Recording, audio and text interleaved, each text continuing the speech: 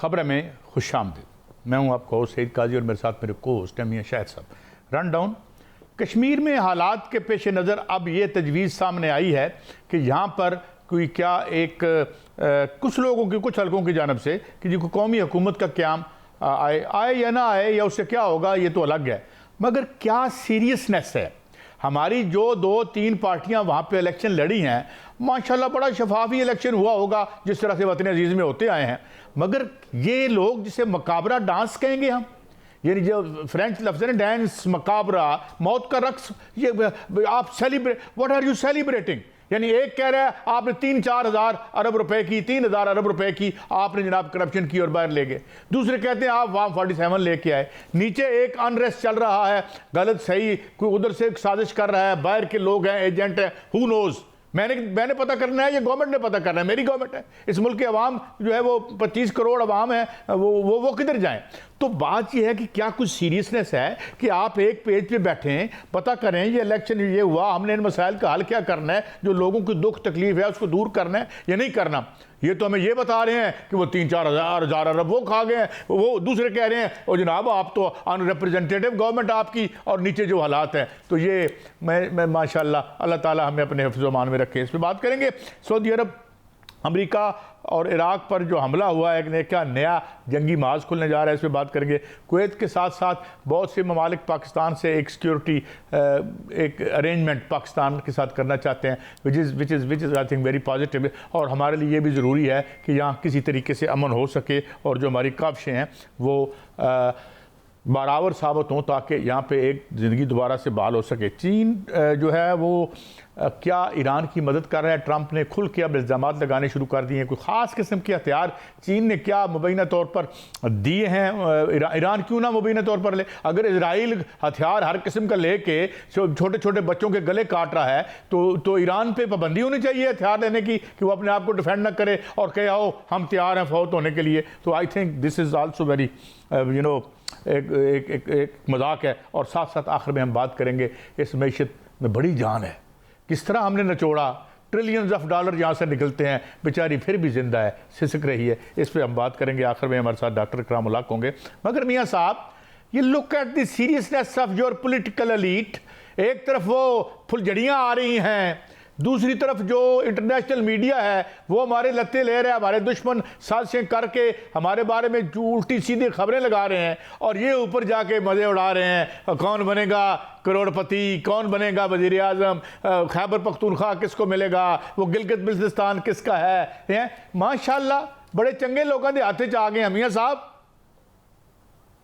قائد صاحب دیکھیں، جو سیاسی ایلیٹ جس کا آپ نے ذکر کیا یہ تو بلیک میل کر رہی ہے ریاست کو بھی اور اسٹیبلشمنٹ کو بھی، اور اس میں دونوں جماعتیں بلکہ تینوں جماعتیں جو ہیں وہ بلیک میلنگ پہ لگی ہوئی ہیں۔ ایک جو ہے وہ ریاست کو جو ہے وہ چیلنج کر رہی ہے جماعت، اور دوسری جماعت جو ہے وہ بھی اگر اس کو فرض کریں وہ ہار جاتی تو وہ بھی چیلنج کرتی۔ اصل میں جو سیاسی جماعتیں ہیں ان سے تو امید نہیں رکھنی چاہیے، تو سیاست کر رہی ہیں۔ اگر جو کشمیر میں ہو رہا ہے وہاں پہ تو سیاست کی گئی ہے، بندر بانٹ کر رہے ہیں یار، سیاست بالکل اے مینو دے دیو، اے صبح میرا یہ کون سی سیاست ہو رہی ہے یہاں پہ؟ مجھے ایک بات بتائیں نا۔ یہ قائد صاحب یہاں پر دیکھیں، ایک پارٹی جو ہے وہ ہار جاتی ہے، دوسرے کو جو ہے وہ باقاعدہ طور پر جو دھاندلی کا الزام تو لگتا ہی لگتا ہے۔ ریاست کا کیا قصور ہے اس میں کہ ریاست کو آپ چیلنج کرنا شروع کر دیں؟ اب یہ کیا قصور بتانے کی کوشش کر رہا ہے ایک لیڈر، وہ باقاعدہ طور پر کہتے ہیں کہ میں فلاں ہوں، میں فلاں ہوں، میں فلاں ہوں، میں فلاں بھی کر سکتا ہوں۔ ایسے تو کام جو ہے نا، دیکھیں دشمن ہمارے جو ہیں وہ ارد گرد ہیں، دشمن ہمارے خلاف سازش کر رہے ہیں، دشمن وہاں پر جو ہے وہ باقاعدہ طور پر ایک پلان بنا چکے ہیں پاکستان کو ڈسٹیبل کرنے کے لیے، اور ہماری سیاسی ایلیٹ جو ہے وہ سیاست کھیل رہی ہے۔ یہ کہاں کا انصاف ہے؟ ایک اور بات، اب کشمیر میں کیا ہو رہا ہے؟ ایک اور مجھے بات بتائیں کہ موصوف، میں رانا ثناء اللہ صاحب کا بڑا فین بھی ہوں، انہوں نے ایک الزام لگایا اور کہہ رہے ہیں اس کی ذکر ہی نہ کریں آپ، اور بھائی پاکستان پینل کوڈ کے تحت اس میں فوجداری پرچہ ہوتا ہے۔ اگر ریاست پاکستان کے پیسے مبینہ طور پر آپ کے مطابق 3,000 یہاں سے چوری کر کے باہر منی لانڈر کیے گئے ہیں اور اس نے فوجداری پرچہ ہوتا ہے، آپ کہتے ہیں نہیں عوام فیصلہ کرے گی، تسی رہن دیو، اسی رہن صاحب اگلے سیگمنٹ میں ہم بتائیں گے کہ کتنے چوری ہوئے ہیں، اگلے سیگمنٹ میں بتائیں گے کہ کس نے کتنے چوری کی ہیں. چوری یہاں پر اربوں کی ہوتی ہے، خربوں کی ہوتی ہے، ہزاروں اربوں کی ہوتی ہے، اور وہ ہوتی آئی ہے، ہوتی رہنی ہے، یہ تو ہے. لیکن سر کشمیر میں کیا ہو رہا ہے؟ کشمیر میں اتنی بڑی سازش ہو رہی ہے، پاکستان کے خلاف سازش ہو رہی ہے، وہاں پر جو معصوم لوگ ہیں ان کو ورگلایا گیا ہے. آپ سر دیکھیں جو راولہ کوٹ میں ہوا، وہاں کیا ہوا، وہاں کیا ہو رہا ہے؟ وہاں پر کشمیر کے معصوم لوگوں کو ورگلا کر، وہاں پر ان کو جو ہے وہ اشتعال دے کر، وہاں پہ جو نقاب پوش ہیں وہاں پر وہ کہاں سے آئے ہیں؟ وہ مورچہ بند نقاب پوش جن کے پاس قائد صاحب وہ ہتھیار جو کہ افغانستان میں امریکہ چھوڑ گیا تھا، وہ ان کے پاس کہاں سے آئے ہیں؟ یہ سب سے بڑا ثبوت نہیں ہے؟ نہیں تو پھر کہ کیا وہاں پر کریں؟ سازش ہو رہی ہے. میری بات سنیں، یہ سب سے بڑا ثبوت نہیں ہے سر کہ وہ اتنے قائد صاحب نہیں، وہ اتنے ٹرینڈ ہیں کہ وہ ہیڈ شاٹ کرتے ہیں. اس کے وہ جواب ہمارے میں فورسز کو جو ہے وہ باقاعدہ طور پر نشانہ بنا رہے ہیں. یہ تو بڑی تکلیف دہ بات ہے وہاں نا. پر کیا ہو رہا ہے؟ نہیں پھر اس کے کیا کریں؟ آتش بازی کریں؟ نہیں اس پہ جشن منائیں؟ نہیں بالکل نہیں. آپ کی رولنگ ایلیٹ تو جو ہے وہ جشن منا رہی ہے، آتش بازیاں کر رہی ہے. قائد صاحب ان میں کیپیسٹی نہیں ہے، سیاسی ایلیٹ میں کوئی کیپیسٹی نہیں ہے. سیاسی ایلیٹ اسی طرح کام رکھنا چاہتی ہے، لیکن ریاست پاکستان نے تو کچھ اپنے آپ کو ڈیفینڈ کرنا ہے، ریاست پاکستان نے تو سازشوں کا مقابلہ کرنا ہے کہ نہیں. راج ناتھ ان کو سمجھ نہیں آ رہی کہ راج ناتھ وہاں پر کیا کہہ رہا ہے، راج ناتھ کہاں کیا کہہ رہا ہے، وہاں کا وزارت خارجہ کا ترجمان کیا کہہ رہا ہے، وہ سمجھ آنی چاہیے. اور راج ناتھ یہ کہہ رہا ہے کہ ہم باقاعدہ وہاں پر سازش کر رہے ہیں. یہ کہا گیا ہے ان کے ریٹائرڈ کرنل کی جانب سے کہ افغانستان سے جو ہے وہ بھی ہماری مدد کر رہا ہے، اسرائیل بھی ہماری مدد کر رہا ہے، اور ہم نے کشمیر کو بھی ڈسٹیبل کرنا ہے، ہم نے بلوچستان کو بھی کرنا ہے. یہ باقاعدہ طور پر بیانات ہیں، اور ہماری جو سیاسی ایلیٹ ہے اس کو سمجھ نہیں آ رہی کہ وہاں پر کیا ہو رہا ہے. باقاعدہ طور پر وہاں پر سازش ہو رہی ہے. قائد صاحب وہاں پر نقاب پوش مورچہ بند لوگ جو ہیں وہ پاکستانی فوج کے خلاف بھی سازش کر رہے ہیں. اور دیکھیں سازش تین رخی ہو رہی ہے. ایک ڈیجیٹل سازش ہو رہی ہے پاک فوج کے خلاف، وہاں پر جو ہے باقاعدہ ڈسٹیبل کرنے کی کوشش کی جا رہی ہے، وہاں پر لوگوں کو بھی باقاعدہ طور پر جو ہے وہ شارٹ کیا جا رہا ہے. کل جو ویڈیوز آئی تھیں اے آئی بنی ہوئی، یا وہ ویڈیوز آئی تھی جو لوگ لیٹے ہوئے تھے زمین کے اوپر، وہ کیسے زندہ ہو گئے؟ یہ کیسی ویڈیوز ہیں کہ وہاں پر جو ہے دکھایا گیا کہ لاشیں پڑی ہوئی ہیں پھر لاشیں زندہ ہو گئیں؟ دیکھیں میری بات سر، یہ اسرائیل ہے پیچھے، پاکستان کا رول کو ختم کرنا چاہتے ہیں پوری دنیا میں جو مڈل ایسٹ میں پاکستان ادا کر رہا ہے. میاں صاحب ہمارے پاس ریمیڈی کیا ہے کہ انٹرنلی جو سرکار ان پلیس ہے، فیڈرل گورنمنٹ ہو یا وہ اس کو روکے. مجھے تو لگتا ہے کہ ایک وہ ان کی سازش ہے ہمارے خلاف، ایک ان کی سازش ہے بھائی اس ملک کے عوام کے خلاف. ان کا بس چلے تو مجھے پتہ نہیں. سوال یہ ہے کہ وہ آپ کو پھول بھیجے گی، یہ موساد آپ کو پھول بھیجے گی. کوسچن تو یہ ہے کہ آپ کو میری عرض سنیں، ہم آپ کو ٹیکس دیتے ہیں، اپنا خون نچوڑ کے ٹیکس دیتے ہیں آپ کو. اب یہ میں آئیں گے اس پہ، وہ اس لیے آپ کو ٹیکس دیتے ہیں کہ یہ سازشیں ہمارے خلاف کامیاب ہوں. Where are you? اچھا میں کیا کہوں؟ میں جا کے موساد کا ترلا کروں یار نہ کرو، یا موساد کا منہ توڑ دیں؟ مقابلہ کرنا ہے سب، ان کا مقابلہ کرنا ہے. یہ مقابلہ کر رہے ہیں، یہ آپس میں لڑ رہے ہیں کہ تو ایک کہتے ہیں میں نہیں کہہ رہا، ایک کہتے ہیں تم 3000 کی چوری کر رہے ہو، ایک کہتے ہیں تم نے الیکشن چرایا ہوا ہے. نیچے زمین پہ یہ حالت ہے. صاحب یہ فیصلہ ہے کہ وہاں پر ٹی ٹی کے ہے یا کوئی بھی ہے، اس کو جو ہے بالکل وہاں سے اس کا خاتمہ ضروری ہے اور کرنا ہے. ریاست نے یہ فیصلہ کر لیا ہے. جو اشتعال وہاں پر دے گا لوگوں کو، جو وہاں پر جو ہے وہ تشدد کا رویہ رکھے گا، جو شرپسندی پھیلائے گا، اس کی معافی نہیں ہے. وہاں کے معصوم لوگوں کو وہاں پر باقاعدہ طور پر ورگلایا جا رہا ہے، وہاں پر جو ہے زندگی مشکل بنائی جا رہی ہے. وہ کیوں بنائی جا رہی ہے؟ وہ اس لیے بنائی جا رہی ہے کہ جو سرحد پار ہے وہاں سے ساری کی ساری کمک آ رہی ہے، وہاں سے سب کچھ آ رہا ہے اور یہ لے رہے ہیں. دیکھو وہ کی کہتے ہیں پنجابی میں، سر مطالبات کیا تھے؟ مطالبات تو مانے جا چکے ہیں. ابھی تھوڑی دیر پہلے خورشید قصوری صاحب بھی ایک نا پنجابی کی مثال دے رہے تھے کہ تو اپنی ککڑی چنگی ہوئے تو لوگوں نے گھر کیوں جا کے انڈے دبے. میں کسی سے بات نہیں کرنا چاہتا، وہ میرے دشمن ہیں، وہ میرے گلے کیوں آئیں گے؟ راہ آئے گی، موساد آئے گی، انڈیا آئے گی. انڈیا کی جو ایک ایکسٹریم رائٹ ونگ گورنمنٹ ہے وہ ہمیں نہیں دیکھ سکتی. افغانستان ہمارے خلاف سازش کرے گا. But what about those who are supposed to protect me, جن کو میں اتنا ہیوی ٹیکس دیتا ہوں کہ میں دنیا کی سب سے ہیویلی ٹیکسڈ قوم کا ایک معمولی سا نمائندہ ہوں. تو بھائی میں تو ان سے پوچھوں گا نا تو آپ کیا کر رہے ہیں؟ ہمارے محافظ جو ہیں وہ ڈٹے ہوئے ہیں, ہمارے محافظ سرحدوں پہ بھی ڈٹے ہوئے ہیں, ہمارے محافظ جو ہیں وہ شرپسندوں کے خلاف بھی ڈٹے ہوئے ہیں, وہ دہشت گردوں کے خلاف بھی ڈٹے ہوئے ہیں, جانے بھی دے رہے ہیں, وہ کر رہے ہیں سب کچھ اور وہ کریں گے. اس میں کوئی شک نہیں کہ پاکستان کی حفاظت ہوگی, ہو رہی ہے. لیکن جو سیاسی ایلیٹ ہے اس کو یہ سوچنا ہوگا کہ ان کا بھی کوئی کردار ہے, ان کا صرف یہ کردار ہے کہ وزیر اعظم ہوں گے, ان کا صرف یہ کردار ہے کہ وزیر اعلیٰ ہوں گے, یہی کردار ہے کہ وہ جو ہیں وہ گورنر ہوں گے اور وزیر ہوں گے. یار کیا کیا کریں, دیکھیں جب مرضی جو ہے وہ بلیک میل کریں گے ریاست. یار آپ بھی تو زیادتی کرتے ہیں نا میاں صاحب, بیچارے کیا کریں, وہ اپنی شوگر ملیں چلائیں, اپنے ذاتی اور نجی کاروبار دیکھیں یا تھوڑا ساڑا کام کرن. So I think it is a big ask to بہرحال آگ دل کے پھپولے ہیں کیونکہ یہ ہمارا ملک ہے, ہمیں اس سے بڑی محبت ہے اور ہم چاہتے ہیں یہ امن و امان ہو, معیشت ٹھیک ہو, خوشحالی آئے, اور یہ لوگ جو are supposed to take care of our issues یہ ہمارے لیے ایشو خود نہ بنے جو یہ بن چکے ہیں. ایک بریک کے بعد واپس آتے ہیں. سعودی عرب, امریکہ, ایران, یہ خطے میں جو بھی ایک بڑی کھلبلی ہے یہ کہاں تک پہنچی ہے اور یہ کیسے پلے آؤٹ کرے گی, ایک بریک کے بعد.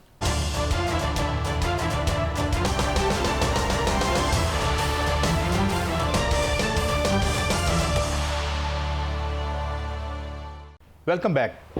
ناظرین, ہمیں ممتاز دانشور سابق وزیر خارجہ جناب خورشید محمود قصوری صاحب نے جوائن کیا ہے. Thank you very much Kasuri صاحب آپ کے وقت کے لیے.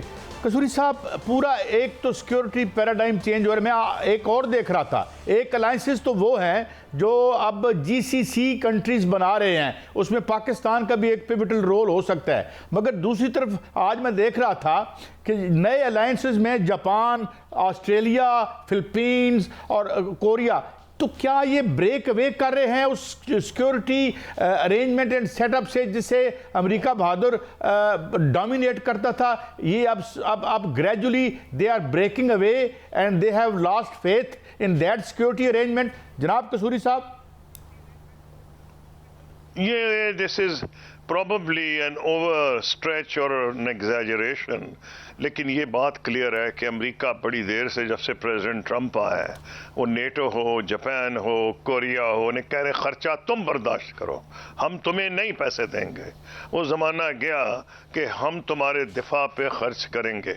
پہلے لوگوں کا یورپ میں خیال تھا کہ گزارا ہو جائے گا. ان کا جو اتنا کامیاب سوشل سیکورٹی پروگرام ہے نیشنل ہیلتھ سروس برٹن کا, ایکولی کہ ہسپتال پہنچ جائیں تو فری ہو جاتا ہے علاج, اسکولوں میں کوئی فیس نہیں, یہ اس چیز پر قائم تھا کہ امریکہ بہادر علاج اٹھاتا تھا, اس کا جو ہے سارا بجٹ اٹھا لیتا تھا ڈیفنس کا, اور یہ اپنے سوشل سیکٹر پہ خرچ کرتے تھے.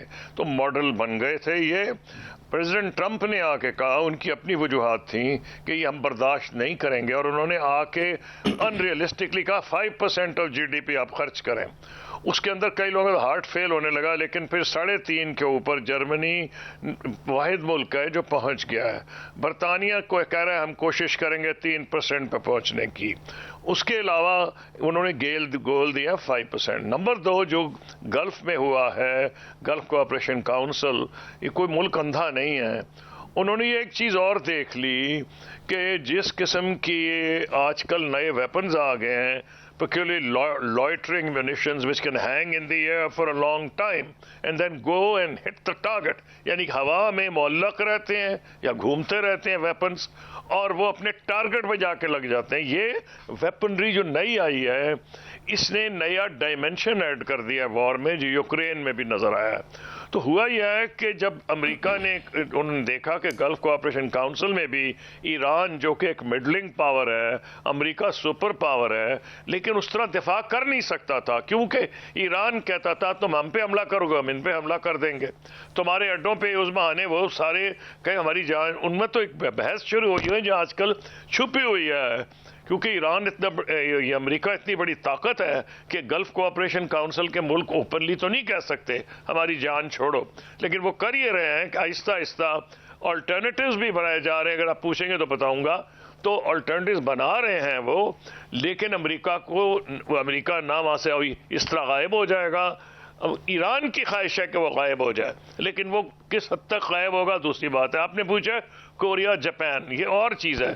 کوریا جاپان، اس میں انڈیا اور فلپینز، ان کی کوشش یہ ہے کہ اس علاقے میں جب چائنا سے ٹوٹل دنیا میں یہ خیال تھا کہ امریکہ اور چین لڑ مر جائیں گے، تو پریزیڈنٹ ٹرمپ نے یہ سوچا کہ نہیں، میں نے تو یہ نہیں کرنا۔ اچھا یہ قصوری صاحب اس میں کوئی شک نہیں کہ پاکستان کو موقع بہت ملے ہیں اور ہمیں موقع جو ہے گوانے نہیں چاہیے، اور موقع جو ہے وہ اس کی تلاش میں رہنا چاہیے، بلکہ فائدہ اٹھانا چاہیے۔ لیکن سر، کل دو رویے سامنے آئے، دو کیفیتیں سامنے آئی، پوری دنیا اس پر حیران ہے۔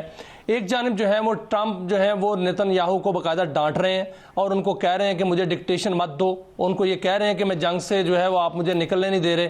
دوسری جانب یہ خبر آئی کہ انہوں نے وائٹ ہاؤس میں 8 ملاقاتیں کی ٹرمپ سے، اور ملاقاتیں بڑی بہترین رہیں۔ 7 زیلنسکی جو ہے وہاں پر موجود تھے، وہ بھی امریکہ میں موجود ہیں۔ یوکرین نے ایران پر حملہ کیا، اور یوکرین کی طرف سے روس نے کہا کہ یہ ایران پر حملہ ہے جو انہوں نے حملہ کیا وہاں پہ۔ اسرائیلی جو وزیر دفاع ہیں وہ کہتے ہیں ہم بڑا حملہ پلان کر رہے ہیں۔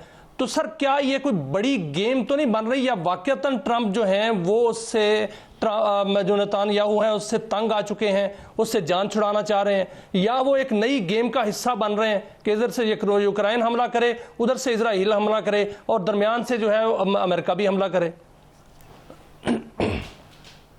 آپ کا مطلب کہ امریکہ تنگ آ چکا ہے اسرائیل سے؟ اس کے 2 حصے ہیں۔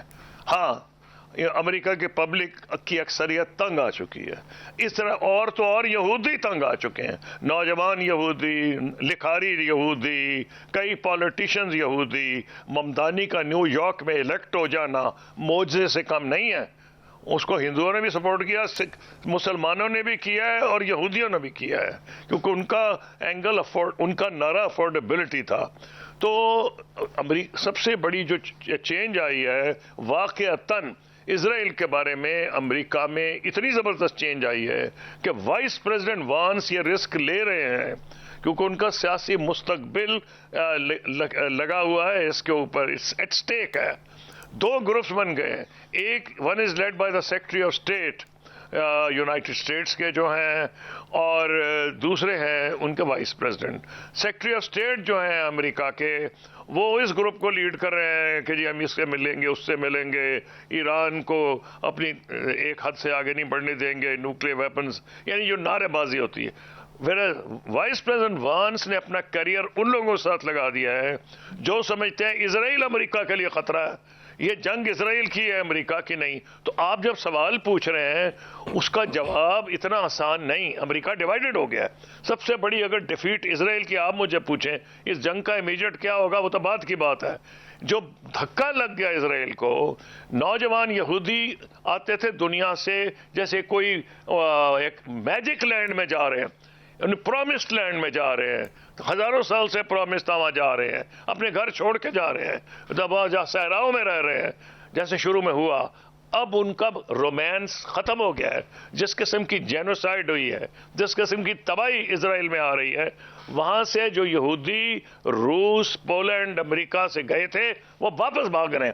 یہ پہلا سال تھا پچھلا سال کہ انٹیک سے زیادہ آؤٹ جو لوگ بھاگے ہیں اسرائیل سے تھی، اور امریکہ کے یہودی بری طرح ڈیوائیڈڈ ہیں۔ لیکن اس سے یہ نتیجہ نہ نکالیں کہ زائنزم اور اسرائیل کی ٹوٹل زیرو ہو گئے۔ کیوں؟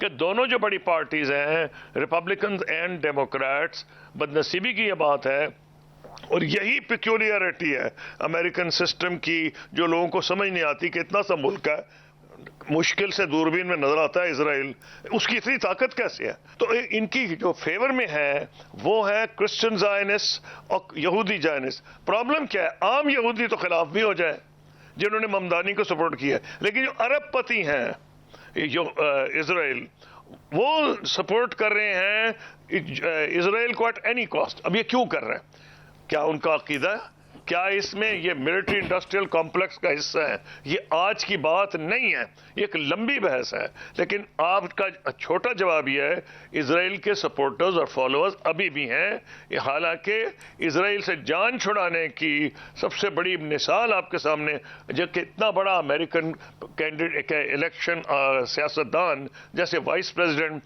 جس کا کیریئر لگا ہوا ہے، اس نے اپنے آپ کو دوسری سائڈ پہ کھڑا کر لیا ہے، وہ کہے اسرائیل ہمارے لیے بھی خطرہ ہے، دنیا کے لیے بھی خطرہ ہے۔ تو اب اگلی بات آپ جو کہہ رہے ہیں یوکرین والی، اور وہ ایک ایکچولی جو ہے کہ کیسپین سی میں ایران کا کچھ حصہ ملتا ہے۔ آپ سنتے ہیں فلانا گیلانی، فلانا، یہ ہمارے ملک میں بہت سے گیلانی آئے ہوئے ہیں، کہاں سے ہیں؟ گیلان سے آئے ہیں۔ گیلان کہاں ہے؟ کیسپین سی پہ ہے۔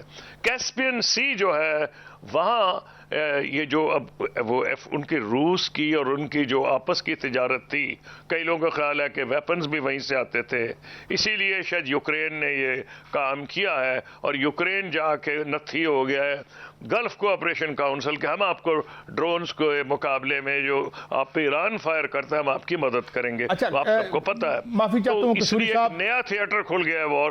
تھوڑی سی میں انٹرجیکشن کروں کہ میں چاہتا ہوں ایک تشنہ نہ رہ جائے۔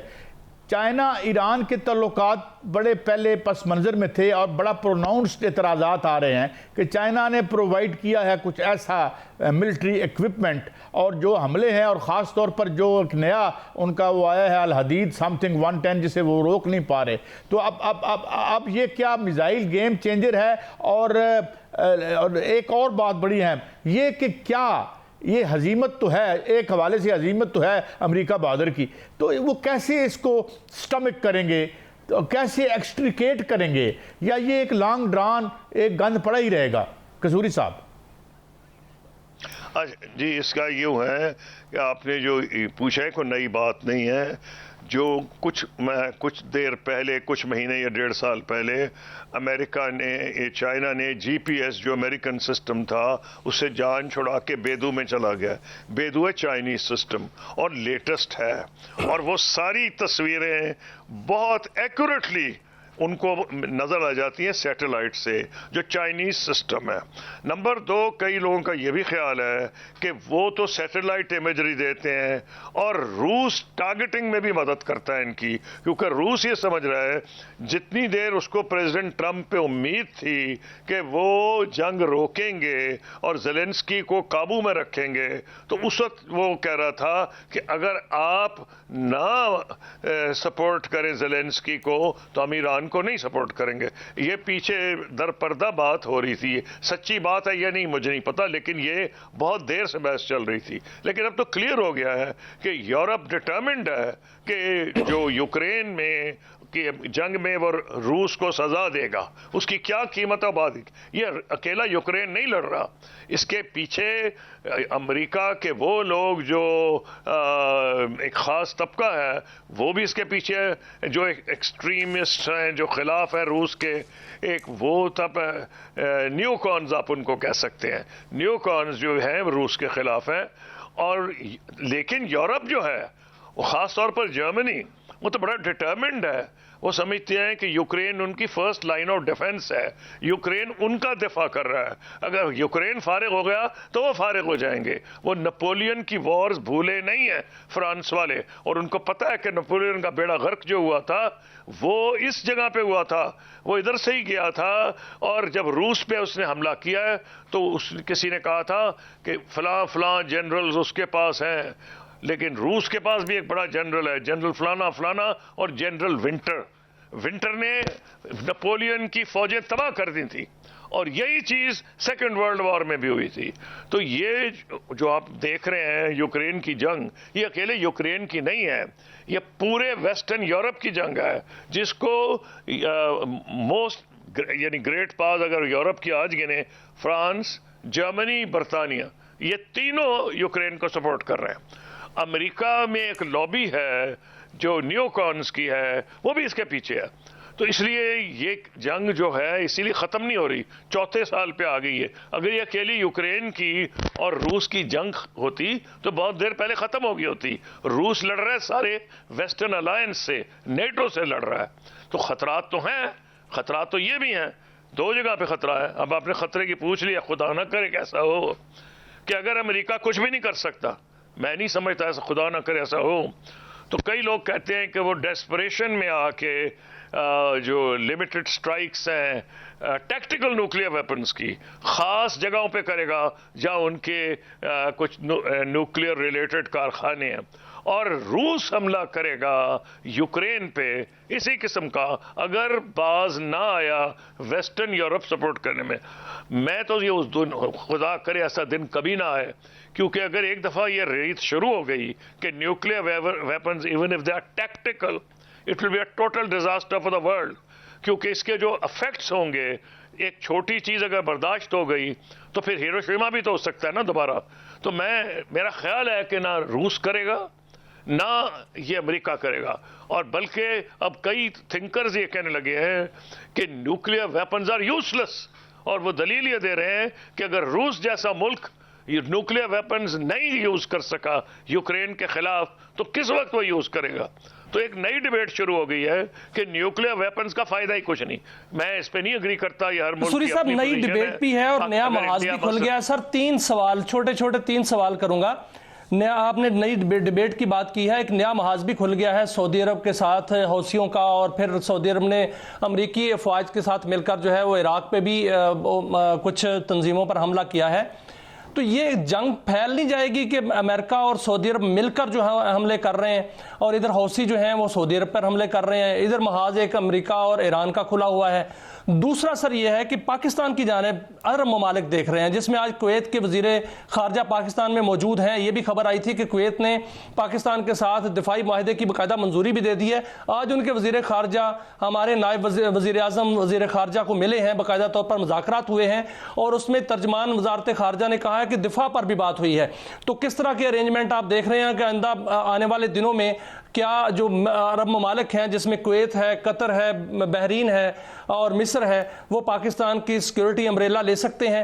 ایک اور سر گیم چینجر آپ کے سامنے رکھتا ہوں، جو کہ سوویت یونین کی جب بات ہو رہی ہوتی ہے تو سوویت یونین اور جب اس کی جنگ ہو رہی تھی افغان جنگ، تو اس میں امریکہ نے وہ کندھے پر رکھ کر چلانے والے میزائل دیے تھے۔ اب چین کی طرف سے بھی یہ بات آ رہی ہے کہ چین جو ہے وہ ایران کو اس طرح کے جو ہے وہ میزائل دینے جا رہا ہے، تو اس سے کیا گیم چینج ہو سکتی ہے امریکہ اور ایران کے درمیان جو جنگ لگی ہوئی ہے؟ چلیے چھوٹے جو 3-4 آپ نے سوال پوچھ لیے ہیں، تو پہلے کم ٹو یہ جو آپ بات کریں سٹرنگرز ان کو کہا جاتا تھا، جو امریکہ نے افغان مجاہدین کو سٹرنگرز دیے تھے پاکستان آرمی کے ذریعے، جو رشین ہیلی کاپٹرز بڑے تباہ کن تھے، وہ ان کے لیے جان لیوا ثابت ہوا تھا۔ سٹرنگر میزائل بڑا آسان تھا یوز کرنے کے لیے، کندھے پہ شولڈر ماؤنٹڈ اسے کہتے تھے۔ اس قسم کے ہتھیار کیا انہیں ملیں گے؟ میرا خیال ہے مل چکے ہوں گے، لیکن وہ اتنا یوزفل اس لیے نہیں ہے کہ امریکہ ایریل اٹیک نہیں کر رہا، اسرائیل کر رہا تھا شروع کے دنوں میں۔ امریکہ میزائلز یوز کر رہا ہے، ڈرونز اور قسم کر رہا ہے۔ امریکہ ایئر فورس کے بڑے کم آئے ہیں جو حملے ہوئے ہیں، ایک گرا بھی لیے گئے ہیں، پھر انہوں نے اپنے پائلٹ کو واپس بھی لے لیا ہے۔ جب اس لیے امریکہ کیئرفل ہے، وہ اپنے بڑے کم مشنز رکھتا ہے جو کہ ایکچولی پائلٹ ماؤنٹڈ مشنز ہیں۔ زیادہ تر وہ جو اٹیک ہو رہے ہیں وہ میزائل سے ہو رہے ہیں۔ ہاں اسرائیل نے شروع میں ضرور کیے تھے، کیونکہ جو ایران واز کمپلیٹلی ڈیفنس لیس اس وقت کہ وہ اپنی ایئر کو پروٹیکٹ نہیں کر سکتے تھے۔ اس کا جواب انہوں نے یوں دیا، اب راتوں رات وہ ایئر ڈیفنس تو نہیں کر سکتے تھے، انہوں نے بڑی دیر سے پلان کیا تھا کہ ہم نہیں مقابلہ کر سکتے اسرائیل کا، امریکہ کا یا دوسرے ملکوں کا، جن کی بڑی ایڈوانسڈ ایئر فورس ہے۔ تو انہوں نے بڑی سمجھداری سے، پلاننگ سے سارا فوکس ہی کر دیا میزائلز پہ اور ڈرونز پہ۔ تو انہوں نے جوابی حملے ہوائی جہازوں سے نہیں کیے تھے اسرائیل پہ، انہوں نے مارے تھے میزائلز، اور میزائلز بھی اتنے تباہ کن تھے اور کئیوں کی سپیڈ ایسی تھی کہ اسرائیل باوجود کوشش کے نہیں روک سکا، اور کچھ میزائل تو ایسے تھے جس نے دنیا کو دنگ کر دیا کہ وہ گئے اسرائیل کے اوپر پھٹے، اور پھر اس میں سے 200 چھوٹے چھوٹے لوئٹرنگ میونیشنز نکل پڑے۔ تو اسرائیل کے پاس 2 آپشنز تھے، یا ان ہر ایک کو ٹارگٹ کرے، اس کو ٹارگٹ کرنا اتنا مہنگا پڑتا کہ انہوں نے ایکچولی اسرائیلی آرمی نے کہہ دیا کہ ہم نے فیصلہ کیا ہم ان کو روکیں گے نہیں.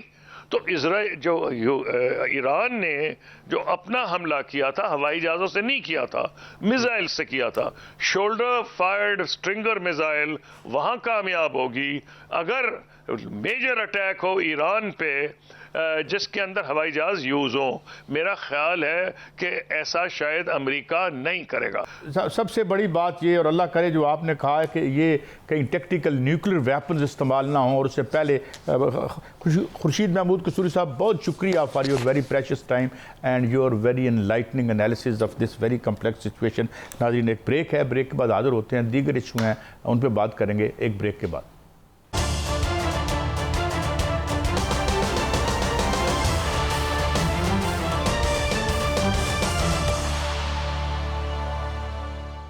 Welcome back. ناظرین ہمیں ممتاز معیشتدان اور لکھاری جناب ڈاکٹر اکرام الحق صاحب نے جوائن کیا ہے. بہت شکریہ ڈاکٹر صاحب. ڈاکٹر صاحب مجھے بعض اوقات نا اپنی معیشت پہ بڑا پیار آتا ہے, جس انداز سے ہم نے اس کو کچلا اور نچوڑا ہے. کبھی پتہ چلتا ہے $11 بلین کی پراپرٹی ہم نے دبئی میں لے لی, کبھی پتہ چلتا ہے 5,000 ارب روپے کا ہمارا سرکولر ڈیٹ ہو گیا, کبھی پتہ چلتا ہے ڈاکٹر فاروق سلیم بتاتے ہیں پچھلے 4 سالوں میں جتنے پیسے سرکار نے انڈائریکٹ ٹیکسیشن اور دیگر مدوں میں لیے ہم سے, اتنے پچھلے 50 سال. Again it is still existing. کیا سمجھتے ہیں آپ, the way it is being run, for how long it can remain sustainable, یا یہ اسی طریقے سے ہوگا کہ بھئی اب 10 ارب جو ہے وہ امریکہ دے دے اور ادھر سے رول بیک مل جائے, رول اوور مل جائے. Do you think it is sustainable? اور کیا کوئی کوالٹیٹیو چینج, جیسا ہم ڈائلیکٹکس کے اسٹوڈنٹ جانتے ہیں کہ کوالٹیٹیو چینج بھی آتی ہی ہوتی ہے, اللہ کرے بہتری کے لیے آئے. How do you look at it? اس کا کیا مستقبل ہے, امیڈیٹ اور لانگ ٹرم؟ ڈاکٹر صاحب.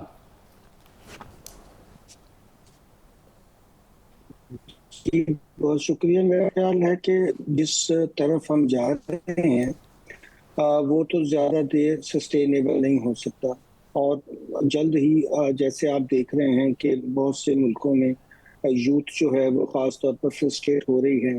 ہمارے ہاں بھی یہی حال ہے, مگر چونکہ یہاں اس طرح سے ہمیں چیزیں رپورٹ نہیں ہوتی, آرگنائز نہیں ہوتی, تو پتہ نہیں چلتا. مگر یہ کہنا کہ سب کچھ درست ہے بالکل مناسب بات نہیں ہے, کیونکہ جو راکھ کے نیچے چنگاری ہے وہ عام طور پہ نظر نہیں آتی اس سے پہلے کہ وہ ایک پورا جو ہے آتش کدہ بن جائے. اور اسی طرح کی صورتحال ہم آپ کئی جگہوں پر دیکھ رہے ہیں, اور یہ آج کی بات نہیں ہے. آپ نے درست فرمایا, یہ مسلسل اس ریاست کے اندر جو کانسٹیٹیوشنل پولیٹیکل اکانومی کے اسٹوڈنٹ ہیں وہ جانتے ہیں کہ کس طرح ریاست کو اس طرز پر استعمال کیا گیا ہے کہ چند لوگوں کی عیاشیوں کے لیے آپ اتنا لوگوں کے گودوں سے بھی آپ نے اب آخری جو ہے وہ بھی قطرے نچوڑنے کی کوشش کر رہے ہیں.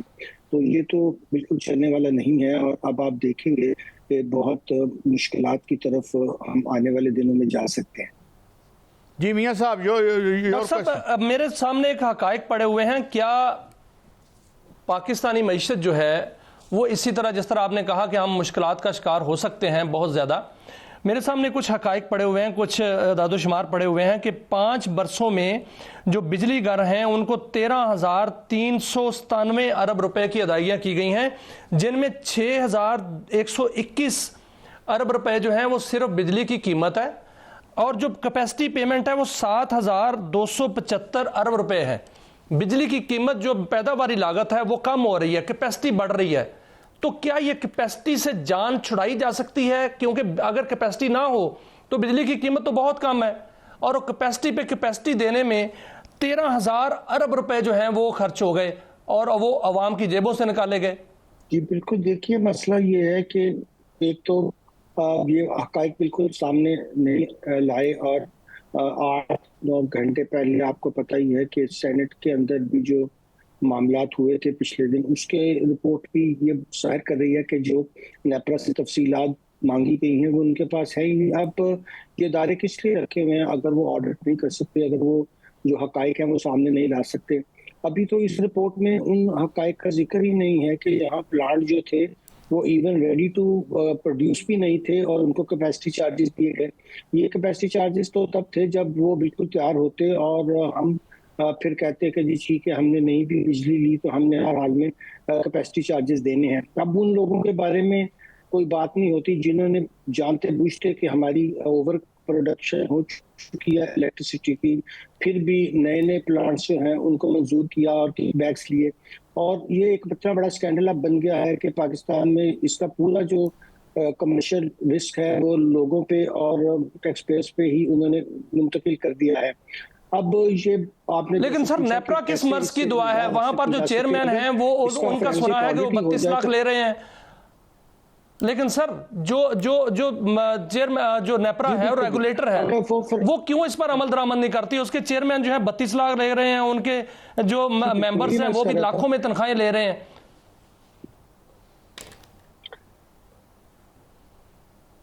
جی دیکھیے یہی عرض کر رہا تھا کہ یہ جو ادارہ ہے یہ اب ثابت ہوا ہے کہ ان کے پاس اتنی بھی صلاحیت نہیں ہے کہ یہ ایک فورینسک آڈٹ بھی کر سکیں.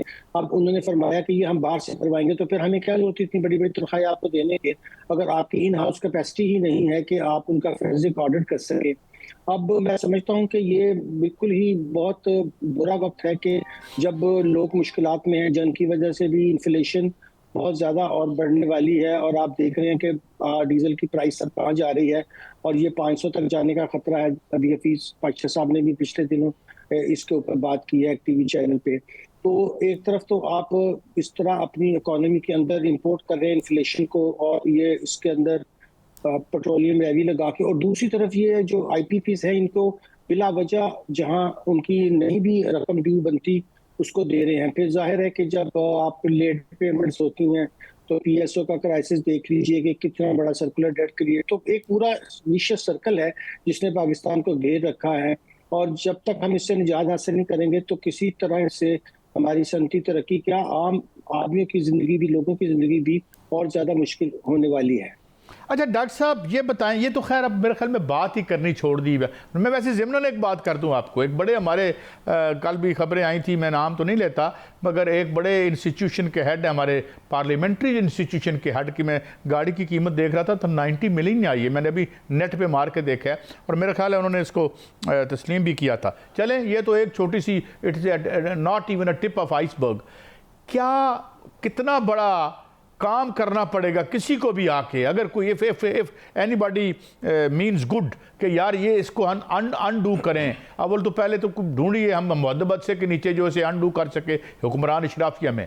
What is needed to reverse this or at least make this economy sustainable or avoid any ultimate catastrophe?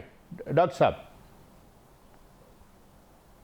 جی دیکھیں اس پہ آج ہی ایک مضمون میں نے لکھا ہے کہ ایسے رینٹ سیکنگ اسٹیٹ کے کریکٹر کو ہم بدل سکتے ہیں، کیونکہ یہ تو اب بالکل واضح بات ہے کہ اس کو میجر سرجری کی ضرورت ہے اور چھوٹے موٹے جو ہے وہ دوائی سے درد سمجھیے کہ ہم جو سر درد کی دوائی سے کام نہیں بننے والا ہے. اور سرجری پھر ایک وقت آتا ہے کہ ریئلائزیشن اس کی طرف بڑھتی ہے، اور یہ اب موقع ہے ہسٹری میں کہ یہ بڑھ رہی ہے. اور ارد گرد کے حالات بھی بتا رہے ہیں کہ جن لوگوں نے بلینز آف ڈالر کے اسلحے خریدے اس امید میں کہ ہمیں کوئی بچا لے گا، اب وہ اس مشکل میں ہے کہ خرچہ بھی کیا اور الٹا نقصان بھی اٹھانا پڑ رہا ہے. پاکستان کو بھی بڑی محتاط طریقے سے آگے بڑھنا چاہیے، کیونکہ ایک تو اسٹیٹ کو اندرونی طور پر خطرات ہیں اور کچھ بیرونی جو ہے وہ ہماری معیشت کے، کیونکہ اتنی بڑی ہم آئل امپورٹ کرتے ہیں اور اس سے پھر بجلی بنا رہی ہے دنیا میں. اس وقت جب ہو رہا تھا آپ پر ہم نے بہت پروگرام کیا اور سمجھایا کہ یار یہ نہ کریں، یہ سے تو تباہ ہو جائے گا ملک، مگر انہوں نے پرواہ نہیں کی اور اپنے کک بیکس کے لیے یہ جو آپ فرنس آئل سے اور فضول کے آپ پلانٹس لگاتے چلے گئے، جبکہ اللہ تعالیٰ نے ہمیں سن لائٹ بھی دے رکھی، ونڈ بھی، ہر طرح کے ہم رینیویبل کی طرف جا سکتے تھے. اور اب سب سے بڑا مسئلہ ان کو یہ بھی ہے کہ رینیویبل جو آ رہی ہے خاص طور پہ سولر نے ان کو مشکلات میں اور اضافہ کیا ہے. وہ چاہتے ہیں کہ یہ ہمارے، لیکن کیا سر اس سے جان چھڑائی جا سکتی ہے؟ آئی پی پی سے کوئی ہے سبیل ایسی، کوئی ایسی سبیل ہے سر کہ آئی پی پی سے جان چھڑائی جا سکتی ہے؟ جی اگر آج ان کے آپ جتنے بھی پیمنٹس ہیں اس کا فورینسک آڈٹ اور ان کی جو کلیمز ہیں اس کا فرینسس آپ کا، تو اس میں سے 70% خود ہی بھاگ جائیں گے، کیونکہ اتنے بڑے بڑے فراڈز ہوئے ہیں اور ظاہر ہے وہ کنائیول سے ہوئے ہیں. تو آپ بہترین حل یہ ہے کہ اگر آپ نے ان سے جان چھڑوانی ہے تو ان کا فورینسک آڈٹ کروائیں اور پھر آپ کو پتہ چلے گا کہ یہ یہاں خود کیسے چھوڑ کے بھاگتے ہیں.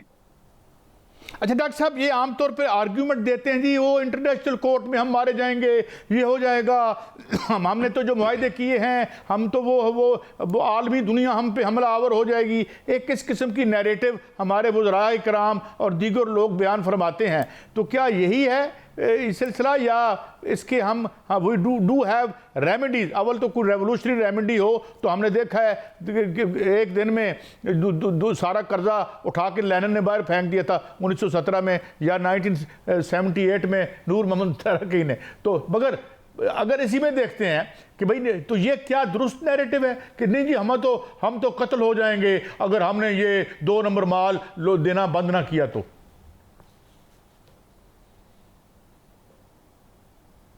نہیں، ایسی کوئی بات نہیں. دیکھیں، جو سوورن گارنٹیز ہوتی ہیں یا انٹرنیشنل آربیٹریشن ہوتی ہیں، وہ بھی اس بات کو تسلیم کرتی ہیں کہ آپ نے فیئرنیس سے مظاہرہ کیا.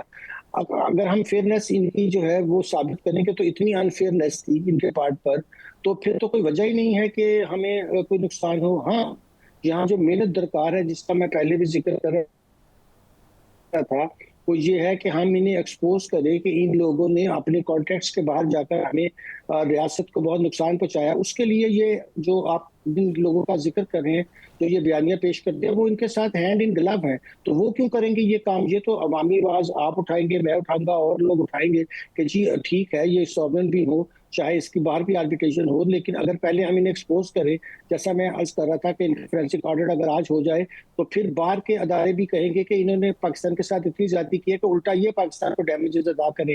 اس سے پہلے کہ وہ جائیں، ہم انہیں ایکسپوز کر کے ان کے خلاف خود انٹرنیشنل آربیٹریشن میں جا سکتے ہیں. آپ نے یہ ہمیشہ یہ پازیٹیو پوزیشن لی ہے، پاکستان کو نقصان بلکہ مجھے یاد ہے 2012 13 یا 14 میں آپ کے ساتھ شو کر رہا تھا تو دیر آر ریمیڈیز. ناظرین، اسی بہت شکریہ ڈاکٹر اکرام الحق ہمارے ساتھ تھے. وہ ہر چارہ گر کو چارہ گری سے گریز تھا، ورنہ جو ہم کو دکھ تھے بہت لادوا نہ تھے. اور جاتے جاتے یہ بھی کہہ دوں کہ پاپوش کی کیا فکر ہے، دستار سنبھالو، پایاب ہے جو موج گزر جائے گی سر سے.